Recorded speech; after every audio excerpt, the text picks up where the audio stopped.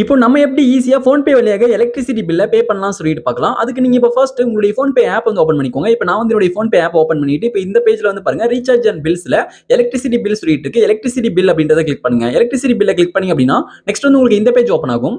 இப்போ இந்த பேஜ்ல மேல டாப்ல சர்ச் பை பில்லர் சொல்லிட்டு இருக்கு. இப்போ இதுல வந்து நீங்க டிஎன்இபி சொல்லிட்டு நீங்க வந்து டைப் பண்ணிக்கோங்க. இப்போ நான் வந்து டிஎன்இபி சொல்லிட்டு டைப் வந்து பண்ணிக்கிறேன். நீங்க டிஎன்இபி சொல்லிட்டு டைப் பண்ணீங்க அப்படின்னா உங்களுக்கு வந்து கீழ Tamil Nadu power distribution corporation limited சொல்லிட்டு வரும். ஜஸ்ட் இத வந்து கிளிக் பண்ணிக்கோங்க. ஓகே, இப்போ நான் வந்து இத வந்து கிளிக் பண்றேன். கிளிக் பண்ணும்போது நெக்ஸ்ட் வந்து உங்களுக்கு இந்த பேஜ் ஓப்பன் ஆயிடும். இதுல வந்து பாருங்க கன்சியூமர் நம்பர் சொல்லிட்டு கேட்டிருக்காங்க. உங்களுடைய கன்சியூமர் நம்பர் வந்து என்டர் பண்ணிக்கோங்க. அதாவது உங்களுடைய மின் இணைப்பு எண்ணை வந்து என்டர் பண்ணிக்கோங்க. நீங்க ஆல்ரெடி எலக்ட்ரிசிட்டி பில்ல பே பண்ணிருந்தீங்க அப்படின்னா நீங்க அந்த ரிசிப்ட்ல இருக்கும் அந்த நம்பரை பார்த்து என்டர் பண்ணிக்கோங்க. கன்சியூமர் நம்பர் என்டர் பண்ணிட்டு கீழ பாட்டம் இருக்கக்கூடிய கன்ஃபார்ம் வந்து கிளிக் பண்ணுங்க. இப்போ நான் வந்து கன்ஃபார்ம் வந்து கிளிக் பண்றேன். கன்ஃபார்ம் கிளிக் பண்ணும்போது வந்து பாருங்க இப்போ வந்து நெக்ஸ்ட் உங்களுக்கு இந்த பேஜ் வந்து ஓப்பன் ஆயிடும். இப்போ இதுல வந்து பாருங்க இப்போ பில் டீடைல்ஸ் வந்து கொடுத்திருப்பாங்க, கன்சியூமர் நேம் கொடுத்திருப்பாங்க, அதுக்கப்புறம் பில் டேட் கொடுத்திருப்பாங்க, எவ்வளவு பில் வந்திருக்குன்னு சொல்லிட்டு வந்து ஷோ பண்ணிருப்பாங்க, அந்த பில் எப்போ கடைசியா கட்டி முடிக்கணும்னு சொல்லிட்டு அந்த டியூ டேட்டும் கொடுத்திருப்பாங்க.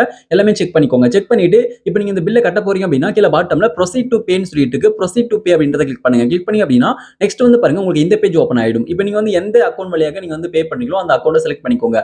நீங்க வந்து வாலெட் வச்சிருந்தா வாலெட், யூபிஐ லைட் வச்சிருந்தா யூபிஐ லைட், அதுக்கப்புறம் கேஷ்பேக், ஃபோன்பே கிஃப்ட் கார்டு இது போல நீங்க எதுல அமௌண்ட் வச்சிருக்கீங்களோ அதை செலக்ட் பண்ணிக்கோங்க. நான் பேங்க் அக்கௌண்ட் செலக்ட் பண்ணிட்டு கீழ பாட்டம்ல இருக்கக்கூடிய பே வந்து கிளிக் பண்றேன்.